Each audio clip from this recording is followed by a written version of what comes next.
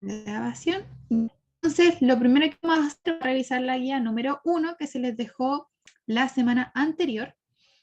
Y una vez revisada la guía, vamos a comenzar con la materia del día de hoy, ¿ya? Que es la parte 2 de los sistemas del cuerpo humano. Ya, les voy a compartir pantalla para que revisemos la guía. Aquí.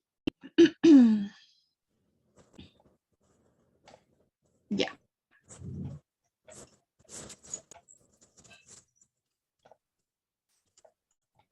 Listo. Aquí vamos a revisar la guía. Esto deberían tenerlo todos ustedes. Por favor, recuerden mantener sus micrófonos apagados. Profesora, disculpe, pues la Dígame. verdad no recuerdo haber recibido eso, solamente recibimos la clase, pero la guía como tal, ¿o es la misma del cuadernillo? No, es la guía, es una guía anexa, no las que salen en el cuadernillo. Ah, no, solo enviaron la clase, pues hasta donde yo sé, solamente tengo la clase de la semana pasada. Yo tampoco tengo eso. No, profe, yo de todas tampoco tengo maneras, lo vamos a revisar.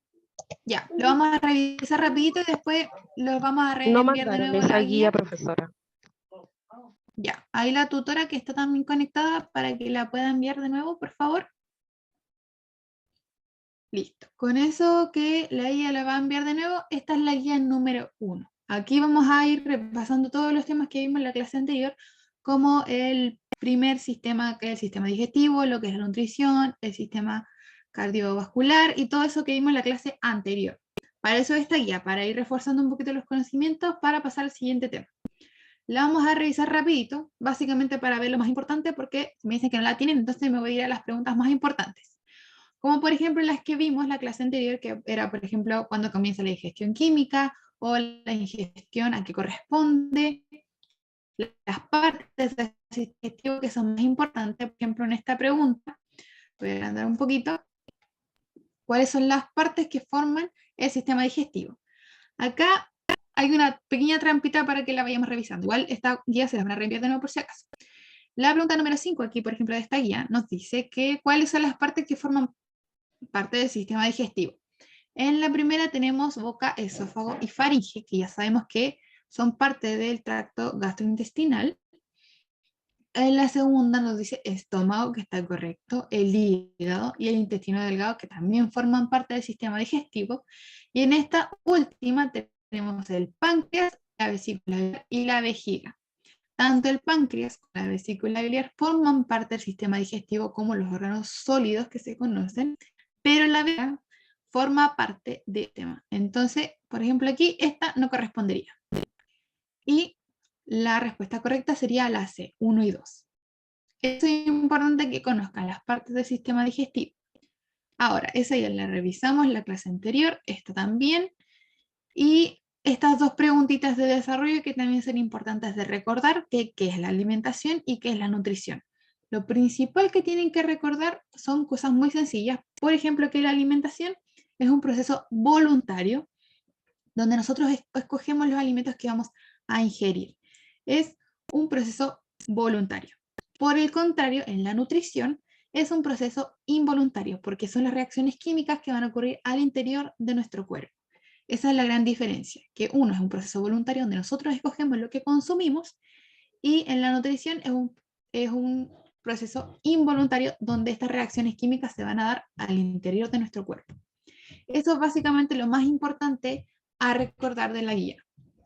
El resto son preguntas básicamente de contenido para ir recalcando un poquito lo que vimos, pero lo más importante es lo que tiene que ver con los sistemas, para que lo tengan en cuenta. Ya voy a sacar esta guía de aquí para que nos vayamos directo a la clase del día de hoy. Vamos aquí a compartir.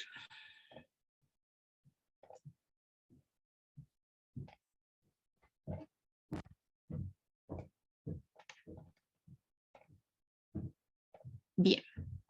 Esta va a ser la parte 2 de nutrición y sistemas del cuerpo humano. Como ya les dije, en la primera clase vimos lo que era la nutrición, sistema digestivo y circulatorio, y en esta clase vamos a ver el sistema inmune, que es un extra que salió en la evaluación, entonces decidimos incluirlo. el sistema respiratorio y el sistema excretor. Y finalmente lo que sucede o lo que podría ocasionar una mala nutrición como tema final. Ya partimos entonces.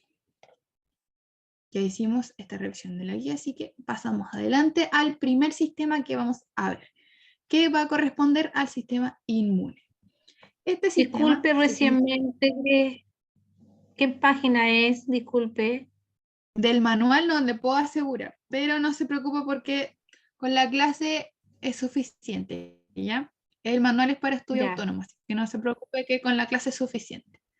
De todas maneras Ya, queda gracias. grabada por si acaso y se les va a enviar después, ¿ya? Entonces, como les decía, este primer sistema que vamos a ver va a corresponder al sistema inmune, cuya función principal va a ser defender a nuestro cuerpo. Va a ser la primera línea de defensa que tiene nuestro organismo para defenderse frente a otros organismos o agentes infecciosos que vayan a ingresar a nuestro cuerpo. Entonces, este sistema inmune va a tener una serie de pasos que va a seguir para poder eliminar estos cuerpos, que va a corresponder a la respuesta inmune. Este sistema va a trabajar en conjunto con el sistema circulatorio y su principal componente va a ser los anticuerpos, que son proteínas que se van a producir principalmente para la defensa de nuestro cuerpo y para que neutralicen o directamente eliminen todos estos agentes extraños que vayan a entrar a nuestro cuerpo. ¿Por qué digo que funciona a la par con el sistema circulatorio? Porque estos anticuerpos van a estar viajando en la sangre.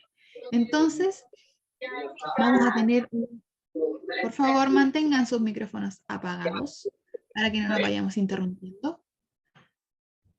Bien, como les decía, estos anticuerpos van a ir viajando a través de la sangre para ir determinando y viendo si es que hay algo extraño que sea necesario controlar. Entonces, la función principal de este sistema va a ser la defensa de nuestro cuerpo y su principal componente va a ser los anticuerpos, que van a ser unas proteínas que van a reconocer estos agentes extraños y los van a eliminar. Eso es lo principal que tienen que conocer respecto al sistema inmune. Pasamos al siguiente sistema, que corresponde al sistema respiratorio. Este sistema va a estar compuesto por una serie de órganos que van a permitir que obtengamos oxígeno, que esa es la meta que tiene este sistema, es obtener oxígeno para todas nuestras células. Entonces, estos órganos van a trabajar en conjunto para que se produzca un proceso químico llamado intercambio gaseoso. En este intercambio lo que se busca es obtener oxígeno del medio ambiente y desechar el dióxido de carbono. ¿De dónde sale este dióxido de carbono? Del aire. El aire tiene dos componentes principales, que va a ser el oxígeno y el dióxido de carbono. Lo que nosotros queremos recolectar es el oxígeno.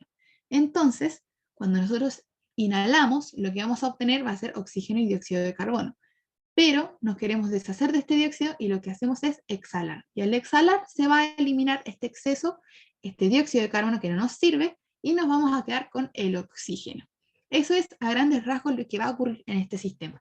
Va a ingresar aire que compone oxígeno y dióxido de carbono, pero al exhalar vamos a eliminar el dióxido de carbono y nos vamos a quedar con el oxígeno adentro. Entonces, este intercambio gaseoso se va a dar en diferentes estructuras, que las vamos a ver a continuación. El sistema respiratorio se va a dividir en dos grandes partes, las vías aéreas y los pulmones. Ya sabemos la función que cumplen los pulmones por conocimiento general, pero estos también tienen diferentes partes. Vamos a tener las vías aéreas altas, que van a estar compuestas de la nariz, la boca, la faringe, la laringe y el esófago, donde va a ingresar recién el aire. Y las vías aéreas bajas van a ser estas estructuras que están al interior, tanto de los pulmones, donde van a ocurrir este intercambio gaseoso que yo ya les mencioné. Acá no se ve tan claro, así que vamos a ver esta otra imagen, donde tenemos lo que son las vías aéreas bajas. En primer lugar, esto lo podemos imaginar como un árbol, porque así es más fácil de entender, donde vamos a tener estas estructuras. Primero tenemos la tráquea, los bronquios, los bronquiolos y los alvéolos. Para que se entienda más o menos el orden, vamos a tener que el tronco de este árbol va a ser la tráquea, luego van a estar las dos primeras ramificaciones que van a ser los bronquios, Luego van a estar las ramitas más pequeñas, que van a ser los bronquiolos, y finalmente va a estar el fruto de este árbol, que van a ser los alvéolos. Es en esta última estructura, en los alvéolos, donde se va a dar este intercambio gaseoso. ¿Por qué? Porque aquí en los alvéolos van a estar sujetos los capilares, vasos sanguíneos, que van a permitir que este oxígeno que nosotros recolectamos se vaya directo a la sangre y ya se distribuya como un proceso que nosotros ya conocemos. Entonces, en estos alvéolos se va a dar el intercambio gaseoso. Son varias estructuras, quizás un poquito confusas o difíciles de visualizar, así que por eso vamos a ver el primer video de esta clase, que va a ser del sistema respiratorio. De inmediato lo voy a reproducir.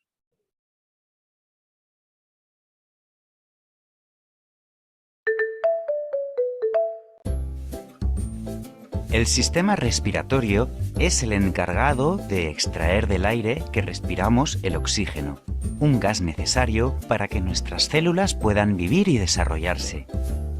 El sistema respiratorio también permite eliminar el dióxido de carbono que las células producen después de usar el oxígeno.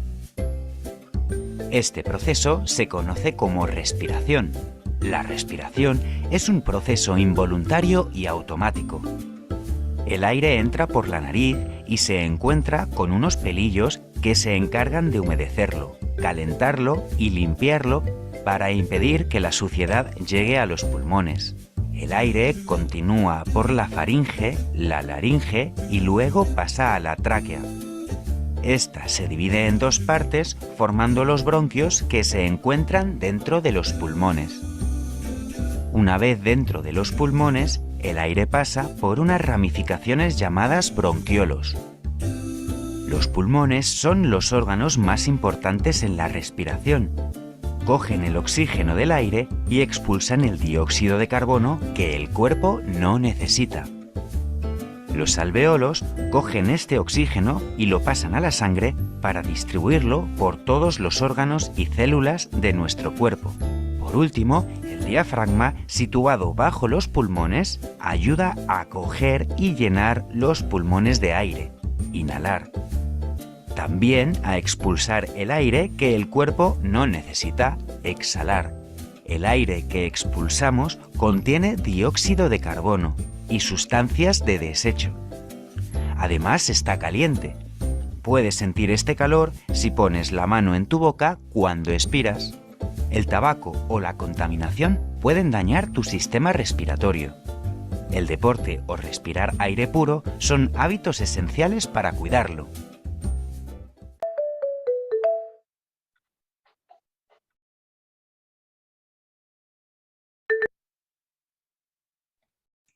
Bien, eso fue lo respectivo al sistema respiratorio. ¿Alguna duda, pregunta, algo que no haya quedado claro o vamos bien hasta el momento?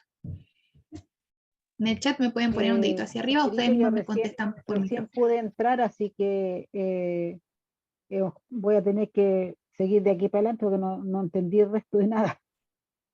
No se preocupe porque las clases están siendo grabadas. Todas están siendo grabadas, así que después de que se termine la clase y se suba la grabación, se les va a compartir a todos a través de su grupo de WhatsApp para que la vean de nuevo los que lo necesiten. Así que no se preocupe. ¿Alguna duda o vamos bien? Vamos bien entonces. Acá bien. Súper. Ya, vamos a seguir. Los vellos de la nariz sirven para limpiar el aire que entra, el oxígeno que entra hacia nosotros, ¿cierto? Claro, claro, porque Y no ya es puro, porque uno aspira, por ejemplo, el polen o alguna otra sustancia que venga de los árboles, tierra, entonces estos pelillos lo que hacen es ir como filtrando para que solo entre aire lo más puro posible. Y hay personas que se sacan los pelos. Claro, Y eso- sí, es contraproducente. ¿Alguna otra duda o vamos bien? ¿Continuamos entonces? Ahí veo deditos hacia ¿Esto arriba. está en así el que- libro que nos entregaron? Sí, no sé si en el mismo orden en que yo se los estoy pasando, pero debería estar en su manual. Ahí los sistemas pueden estar un poco desordenados en su manual, pero deberían estar todos. Igual se los voy a corroborar. Ya. Si no Profe, hay el uso de la entonces, mascarilla dígame. hace daño. ¿Es recomendable El el uso uso de la de la mascarilla? mascarilla. No. ¿Por qué? Porque el uso de la mascarilla también funciona como un filtro. Entonces, el aire entra, pero lo que no deja entrar son partículas más grandes, que son, por ejemplo, las que contienen estas bacterias, estas enfermedades que son un poco más pesadas y densas, y este material que tiene la mascarilla le funciona como bloqueo, entonces no traspasan. Traspasa el aire, pero no las sustancias que serían un poco más densas y que no serían buenas para la salud. Por eso se usa la mascarilla. Pero uno estaría respirando su mismo aire, ¿no? No. Por el Porque si uno dióxido. respira su mismo aire, por ejemplo, sería en un sistema cerrado, algo que no, que sea solo nuestro. Y ahí nosotros no estaríamos respirando solo aire, sino dióxido de carbono, de nuestro mismo sistema. Porque está cerrado, no entra Profesora. nada extra. Dígame. Lo que pasa es lo que dice el compañero tiene un poquito de razón porque yo soy asmática y cuando yo usaba la mascarilla yo me ahogaba más que sin mascarilla. No, claro, claro. Pero eso es diferente, porque, por ejemplo, las personas que tienen asma ya de por sí tienen un poquito menos de capacidad respiratoria. Entonces, lo que hace esta mascarilla, como son un bloqueo de aire, si bien bloquea las partículas que son dañinas, también entra un poquito menos de aire. Por eso uno tiende a agitarse un poco más o es un poquito más dificultoso respirar. Lo mismo porque uno también a su vez genera calor y eso también es un poco ahogante. Por eso la mascarilla en ese caso dificulta un poquito más. Y también se humedece. Por eso uno Profesora. siempre recomienda intercambiarlas cada cierta cantidad de horas para que no vaya a dificultar eso también. Profesora, ¿no influye Dígame. también la calidad de la mascarilla que uno use? Sí, claramente. Por ejemplo, esas medias celestitas que son desechables, esas son las más simples, son las que menos dificultan, pero por ejemplo las que usamos, yo que soy de salud, las que usamos en hospitales, digamos, son mucho más gruesas y hacen un bloqueo aquí completo que uno realmente se le dificulta mucho más respirar, pero permite que las enfermedades que son un poco más cototas, digamos, no entren. Para esa es su función, pero es un bloqueo heavy, incluso uno queda aquí un poquito marcado. Pero esas desechables que son azules son un poco más simples y por eso uno tiende a cambiarlas con más frecuencia, de 1 a 2 horas más o menos. O sea que en este caso sale el dióxido de carbono, obviamente. Claro, No sale. solo está. Okay. Sale. Pero las que son un poco más cototas tienen otro sistema de filtración para que uno tampoco se ahogue con ese mismo dióxido de carbono porque igual es dañino para la salud. Cuando están en amplios periodos de tiempo que uno respire ese propio dióxido empieza a ser tóxico. Por eso siempre se recomienda el cambio de mascarilla, porque ahí uno permite que fluya este aire y uno no se ahogue. ¿Quedó clarito ahí? Señorita, pero por ejemplo, a mí en mi caso, con las mascarillas se me acelera el corazón. Es porque no puedo respirar bien. Pero no soy asmática, no soy nada. Como que me es que eso afecta. es una compensación que hace el corazón. Cuando a uno le llega poco oxígeno, el corazón dice, tengo poco, pero tengo que hacerlo llegar a todo el cuerpo. Entonces trabajo un poco más rápido para que ese poco que tengo alcance para todos lados. Por eso uno se empieza a acelerar un poco con la falta de oxígeno. Profe, los claustrofóbicos, me incluyo, tengo síntomas de claustrofobia. ¿En qué va, profe? ¿Es psicológico eso? Sí, es psicológico. Es una fobia. La fobia es como un miedo incontrolable hacia algo. Esto nos estamos desviando, pero va a ser mini pausa. La claustrofobia lo que es un miedo irracional, obviamente, y lo que uno reacciona al miedo en general hiperventila. Uno respira con más velocidad. Entonces lo que hace esto es respirar, a su vez hace que el corazón trabaje el doble, porque está recibiendo mucho más, entonces funciona más rápido y se le acelera el corazón también. Eso es una reacción propia directa del miedo, sistema nervioso, emocional, que uno reacciona al miedo. Por eso pasan esas cosas. Y claro, la claustrofobia es el miedo espacial. Volviendo a la clase, nosotros el examen final, nosotros tendremos que memorizar todo esto o ir a ver preguntas alternativas. Es con preguntas alternativas. Como para que nosotros tengamos bien claro nomás cada cosa de esto y no tener que aprenderse, memorizarse todo claramente, todo. Sí, no se preocupen, y en las últimas clases, porque en general como son 5 temas, nos quedan un par de clases extras, y ahí yo les voy a ir recalcando exactamente lo que ustedes se tienen que reforzar sí o sí, Y en la última clase les voy a dar un cuestionario tipo prueba, para que ustedes vayan ahí viendo si efectivamente van bien para su prueba o les toca repasar un poquito más. ¿Ya? Eso se va a hacer sí o sí. Ya, gracias. Para que estudien lo justo y necesario. ¿Ya? Listo, nos desviamos lo suficiente, así que vamos a continuar con el siguiente sistema. Bien. Recuerden micrófonos apagados, por favor. El otro sistema que vamos a ver ahora, y es el último, es el sistema excretor. Este sistema va a cumplir algo similar al sistema digestivo, pero no completamente. Por ejemplo, en el sistema digestivo hay una sección de este sistema, por ejemplo, el intestino grueso, donde recolecta los desechos y los elimina a través del ano, como las heces. En el sistema excretor ocurre lo mismo. Vamos a recolectar todos los desechos que tenemos en nuestro cuerpo y los vamos a eliminar, pero esta vez a través de la orina y el sudor. ¿Cómo es que funciona esto? El sistema excretor va a estar en contacto con el sistema circulatorio, que también genera desechos. Entonces, ¿qué va a hacer esto? Va a ir recolectando estos desechos que se recolectan de la sangre y se denomina urea. Esta urea se va a ir recolectando en los riñones. Aquí se va a ir diluyendo y se va a eliminar a través de la orina. Existen varias formas en que este sistema excretor va a funcionar. Vamos a tener dos vías de escape, o dos vías donde vamos a poder eliminar estos desechos. Por un lado va a estar la orina y por el otro lado va a estar el sudor. Entonces, yendo directamente a cómo se elimina la orina, vamos a tener las siguientes estructuras. Vamos a tener primero los riñones. Los riñones van a cumplir una función súper importante aquí, porque van a ser quienes van a estar encargados de recolectar estos desechos de la sangre. Los van a recolectar de todos lados, todo lo que nos sirva, todo lo que no vayamos a aprovechar de los mismos nutrientes que nosotros ya digerimos, los vamos a recolectar todos, se van a diluir y se va a transformar en orina.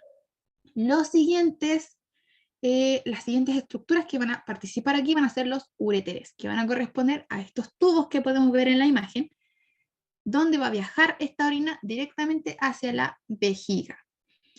En esta vejiga, que va a ser como una bolsa elástica, se va a recolectar toda esta orina que nosotros fuimos recolectando a lo largo del día y finalmente se va a expulsar a través de la uretra. Tanto la vejiga como la uretra tienen esfínter, que son un músculo que funciona así. Entonces, ¿qué va a pasar con la uretra? Cuando nosotros queremos orinar, esto se abre y cuando nosotros no queremos orinar, se cierra. Es un compartimiento que va a hacer esto constantemente cuando nosotros tengamos deseos de orinar, porque vamos a producir estos desechos todo el día, todos los días, y en ciertas oportunidades del día, esta vejiga se va a llenar y va a necesitar expulsar. Entonces, para eso está la uretra. Recapitulando un poquito.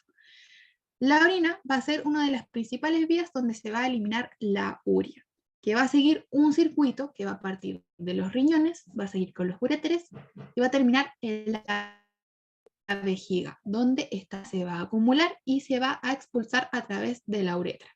Esa es una vía de eliminación de la urea. La otra vía de eliminación es el sudor, que va a ser parte de las glándulas sudoríparas, que vamos a ver de inmediato. Estas glándulas sudoríparas van a estar en diferentes cuerpos, principalmente en las manos, son las más notorias, y en la cabeza. También están en las axilas y en otras partes de nuestro cuerpo. Pero las principales son cabeza y axilas, que son las más notorias. Por estas glándulas se va a eliminar también la urea, pero esta vez en forma de sudor, donde se va a eliminar este exceso de agua, exceso de urea, por estas glándulas y vamos a sentir las manos mojadas, vamos a sentir la cabeza mojada o las axilas mojadas, que es donde se va a eliminar este sudor. ¿Cuándo vamos a notar esto? Principalmente cuando hagamos actividades que requieran un uso extremo de energía, donde vayamos eliminando agua en exceso, que son cuando hacemos ejercicio, por ejemplo, largas caminatas o todo lo que suponga un gasto máximo de energía. Y por ahí vamos a eliminar el sudor. Esas son las dos vías. La orina a través del sistema excretor, que va a ser por riñones, uréteres, vejiga y uretra, y el sudor a través de las glándulas sudoríparas. Para que sea un poquito más visual, también vamos a ver un video.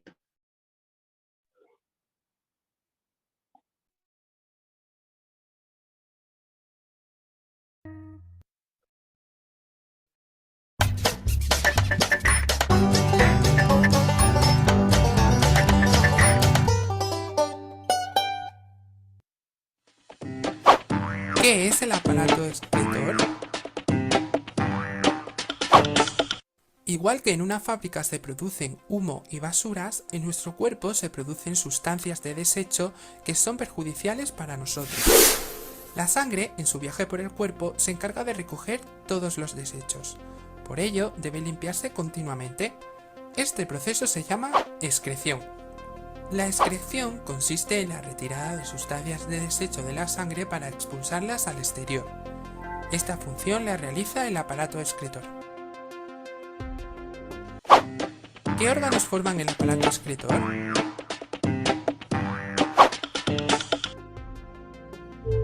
El aparato excretor se encuentra en el vientre, detrás y debajo de los intestinos. Está formado por los riñones, los uréteres, la vejiga urinaria y la uretra. Los riñones son dos y se encuentran a ambos lados de la columna vertebral. Tienen forma de alubia y son de color rojo oscuro. La vejiga urinaria es el órgano donde se va acumulando la orina antes de ser expulsada. Los uréteres son dos tubos que comunican los riñones con la vejiga urinaria. Y la uretra es el tubo que comunica la vejiga urinaria con el exterior. Por otro lado, la piel de nuestro cuerpo es también un órgano del aparato excretor. Hay algunas partes en el interior de la piel que se encargan de limpiar la sangre y los desechos salen al exterior a través del sudor. ¿Cómo funciona el aparato excretor? En la piel, el sudor es un líquido que aparece cuando hace calor o hacemos ejercicio con el objetivo de limpiar y refrescar nuestro cuerpo. El sudor se forma en las glándulas sudoríparas, que comunican con el exterior a través de los poros por los cuales sale el sudor.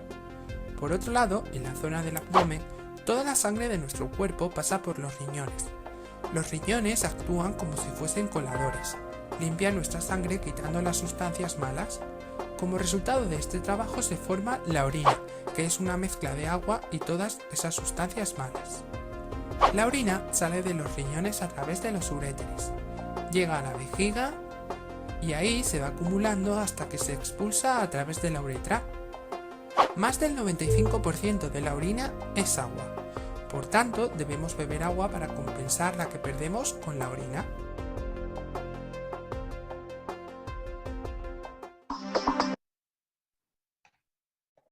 Bien.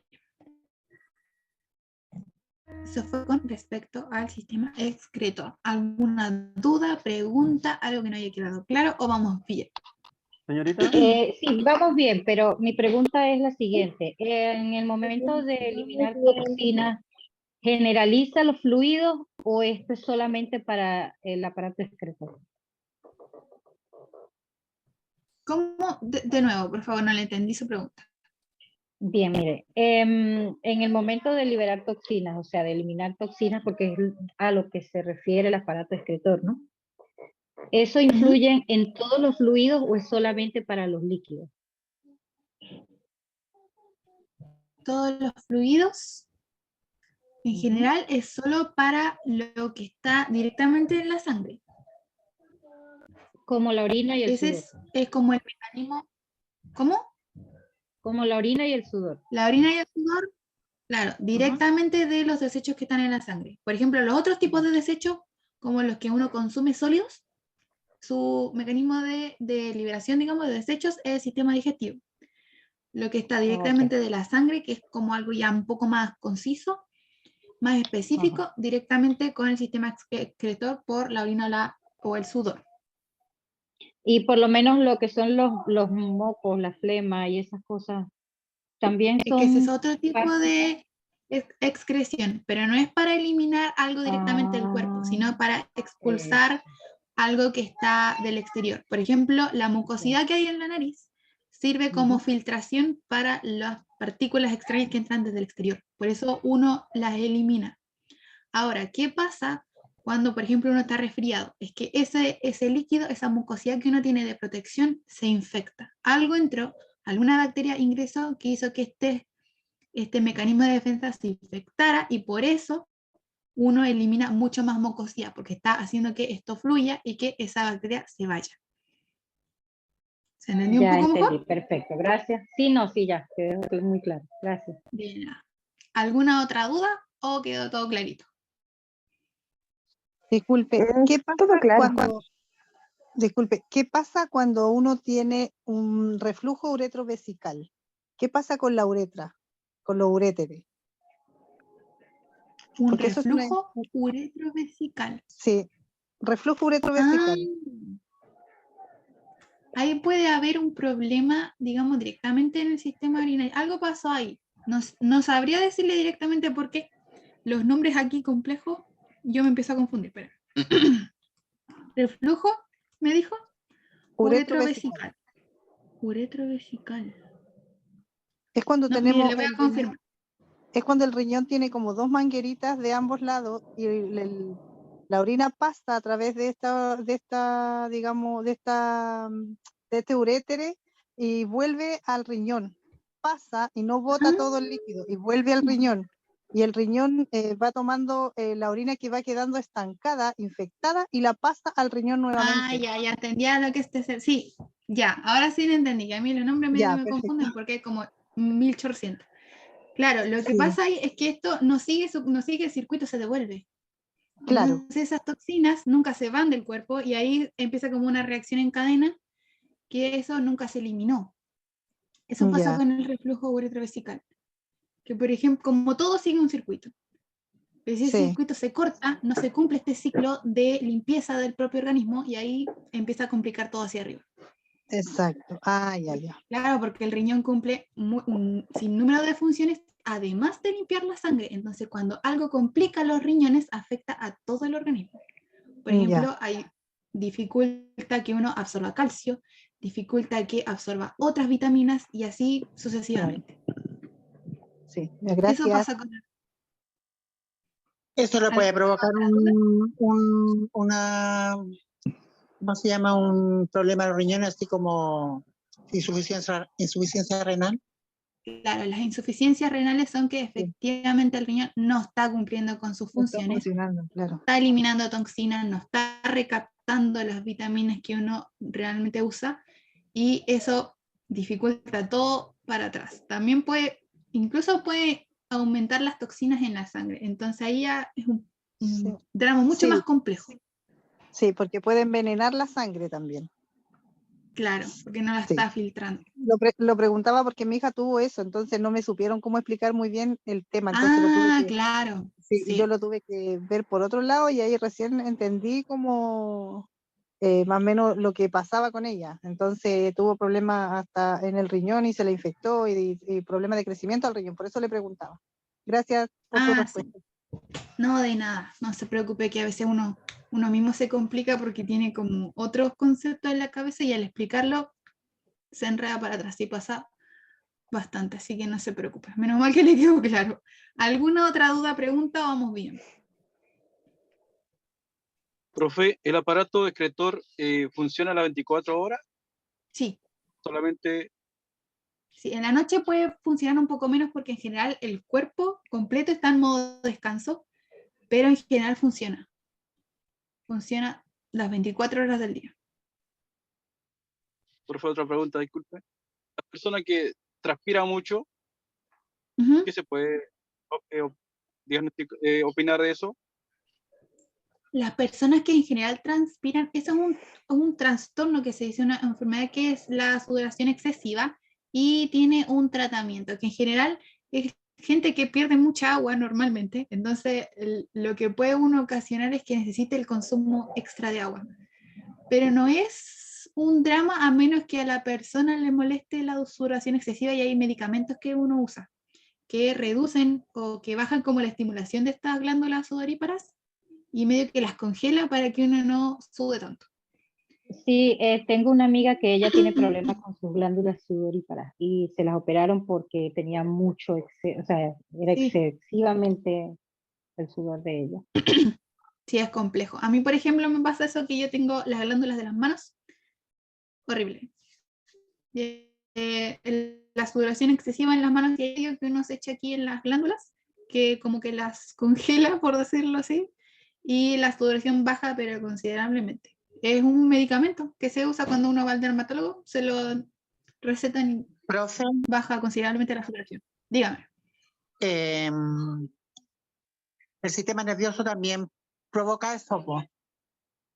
Sí. Porque yo cuando me pongo nerviosa me empiezan a sudar las manos y la axila, el pecho y acá la parte de la cabeza. Toda la glándula.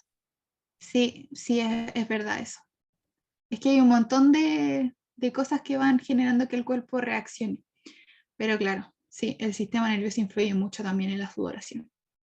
El nerviosismo, cuando uno está un poco cansado, cuando está excesivamente sobreestimulado también. Todo genera sudor en realidad. ¿Alguna otra pregunta? O continuamos, nos queda el último temita. ¿Preguntas o vamos bien? Vamos bien. Ya. Continuamos entonces con la última parte. Ahora vamos a ver qué pasa cuando hay una mala nutrición.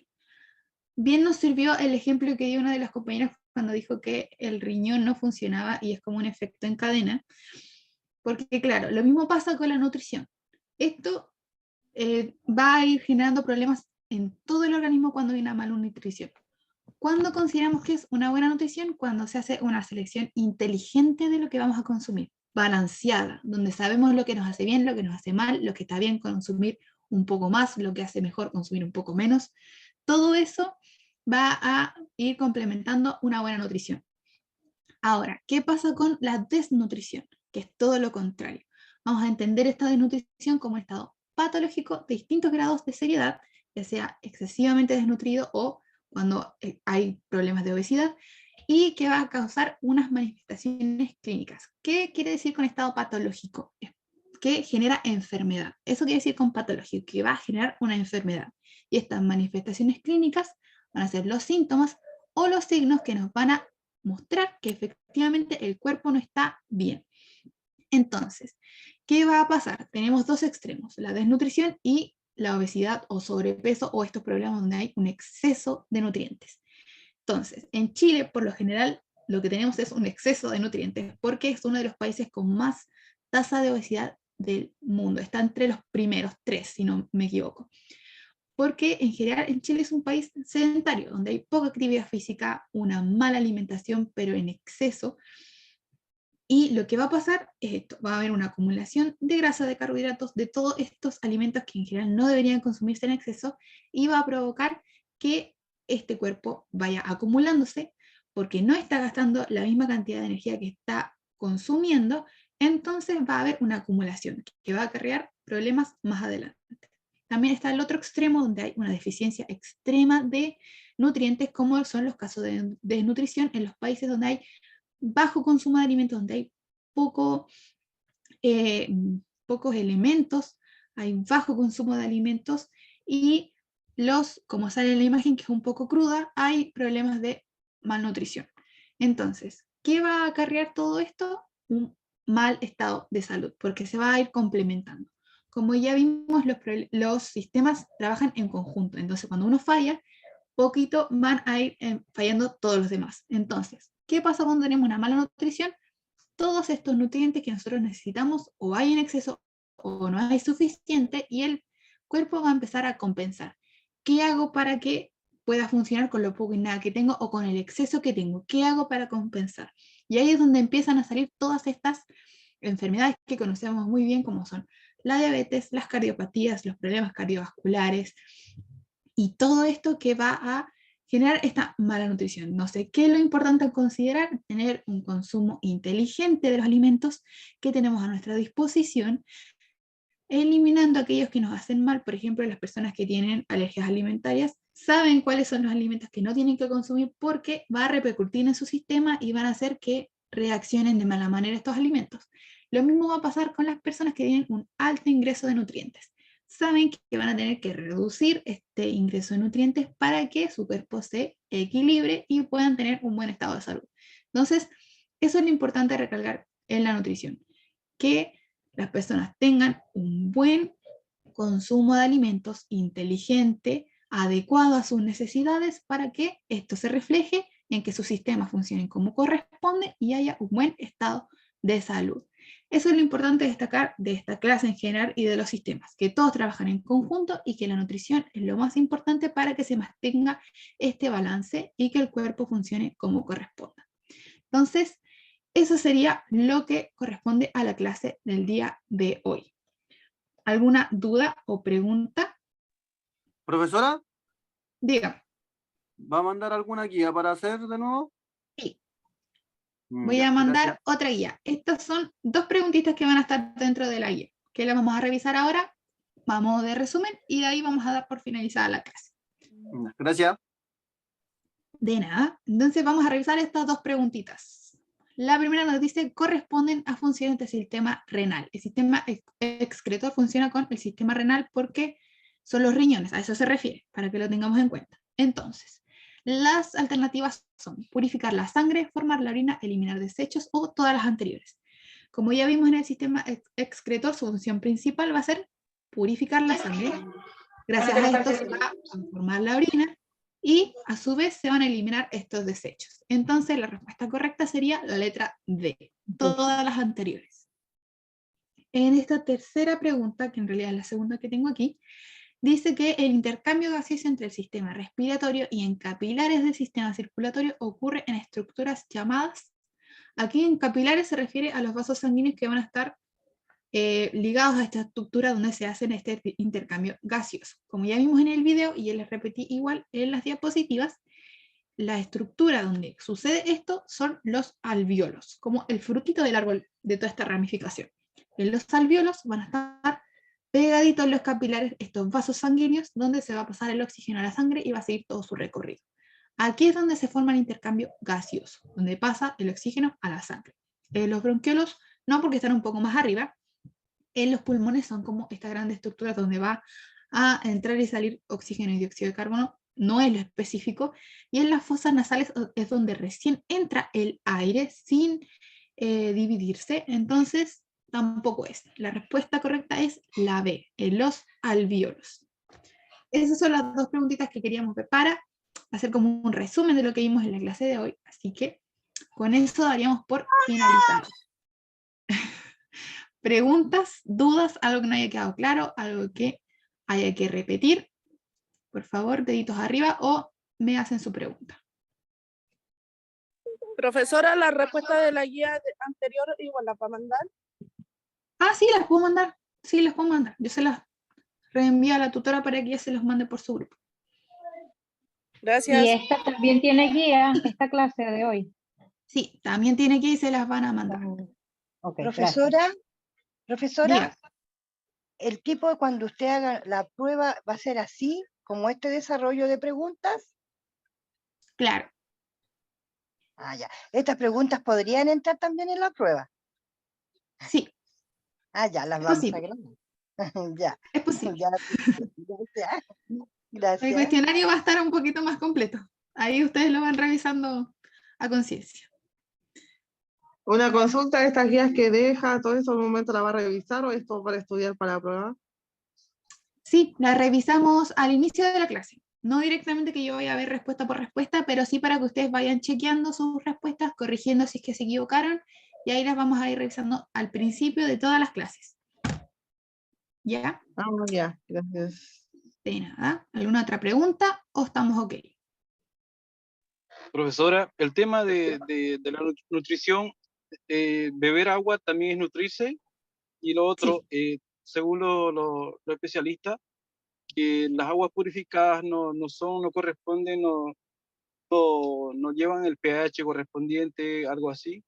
¿Qué, más o menos, qué es recomendable beber? Eso está un poco controversial. En Chile debería ser el agua purificada, pero no la que está gasificada, sino la que dice que está purificada. ¿Por qué? Porque en Chile el agua es muy densa, tiene mucho sarro, tiene mucho cloro, y eso a grandes rasgos no es el agua que uno dice que tiene que consumir, sino lo más natural posible, por decirlo de alguna manera. Pero como está bien intervenida el agua de la llave, digamos, lo recomendable sería el agua purificada, porque uno mismo se da cuenta que cada cierto tiempo las llaves donde uno sale el agua se tapan, y uno abre y está llena de sarro. Eso es lo que nosotros estamos consumiendo. Entonces, por eso se recomienda que sea agua purificada. El por qué está esta controversia es porque no todas las aguas purificadas son buenas. Hay que tener mucho ojo en lo que uno consume, porque algunas dicen estar purificadas y en realidad están intervenidas con otro tipo de químicos, y ahí es donde se arma este revuelo, que en realidad uno no sabe bien lo que está consumiendo. Pero en general, el agua de la llave de Chile no es lo más recomendable. Uno se da cuenta cuando va, por ejemplo, al sur, y uno prueba el agua, y el agua es totalmente diferente a como es aquí en Santiago, donde estoy yo, por ejemplo. Profesora, Es si otro se ve sabor. en los hervidores como que el sarro. Los hervidores, exactamente, que al sarro pegado, pero horrible. Entonces, imagínense eso en nuestro cuerpo. Profe, disculpe. Al hervidor se le echa agua purificada y el hervidor queda sin sarro. ¿Cómo? Cuando uno consume el agua purificada, lo echa al hervidor, lo hierve para servirse el té, el hervidor no queda con sarro. No me había dado cuenta, la verdad. Que Sí, yo he yo hecho agua de la tomaba llave. agua así y no queda con sarro. Sí, muy bueno saberlo. Sí, yo creo que lo ideal es que sea con agua purificada. Dígame. Entonces, el agua con gas no es buena. No, porque el agua gasificada en general tiene alto sodio, y eso en exceso no es recomendable, sobre todo en personas que tienen, por ejemplo, problemas cardíacos o problemas de hipertensión. El sodio es pésimo. Agua gasificada no sirve muy bien como agua, porque al final no es lo que uno necesita, sino lo más puro posible. Ah, ya, gracias, porque yo no puedo tomar si no tiene gas. Así que no, la voy a dejar en mi tomo. Sí, es un problema. Debería disminuir un poquito, así como 50 y 50. 50 agua normal, 50 con gas, y ahí le va bajando un poquito. Profe, dos cosas. Una experiencia. Dígame. Unos amigos alemanes que llegaron hace un tiempo consumieron agua de lluvia, y con el tiempo el médico le dijo que el agua de lluvia le produjo Alzheimer a temprana, a los 55, 60 años más o menos. Entonces, ¿qué agua se debe consumir más o menos? ¿Qué agua se considera natural? En realidad es que el agua natural, uno no la va a conseguir en ningún lado, menos que la saque de un río, pero uno no sabe dónde viene el río, entonces eso es como meterse en un drama un poco más grande. El agua que natural la puedes sacar de vertientes, pues. La vertiente. Claro, eso es mejor. Pero por ejemplo el agua de lluvia, uno sabe por este proceso del agua de la evaporación que el agua de lluvia sale de todos lados, y eso no siempre, incluso es tóxico. Uno puede decir que es tóxico el agua de lluvia dependiendo de dónde está, porque es la evaporación de agua que puede salir de cualquier lado del mismo mar, que uno sabe que del mar cae de todo. Entonces el agua de lluvia para la salud no diría que es lo más recomendable. Tiene toda la razón, porque el agua de lluvia, cuando llueve, caen todos los tóxicos que están en el ambiente arriba, pues, los aviones, todas esas cosas, entonces el humo, todo eso, entonces uno después si toma eso, se toma todos esos tóxicos. Claro. Sí, yo creo que el agua de lluvia no. Disculpe, me debo retirar. No se preocupe, la clase está finalizada, las dudas son de personas específicas, así que no hay problema si ya se quiere retirar. Y más, voy a parar la grabación. Gracias. Muchas gracias. Hasta luego. Gracias, hasta el próximo. Gracias. Hasta luego. Gracias, profe. Hasta la próxima. Gracias, profesora. Gracias. Hasta luego. No, buenas noches. Muy bien, entonces vamos a empezar con la clase. Muchas gracias. Chao, por su gracias. atención. Hasta la Nos vemos próxima. Hasta luego. Hasta luego.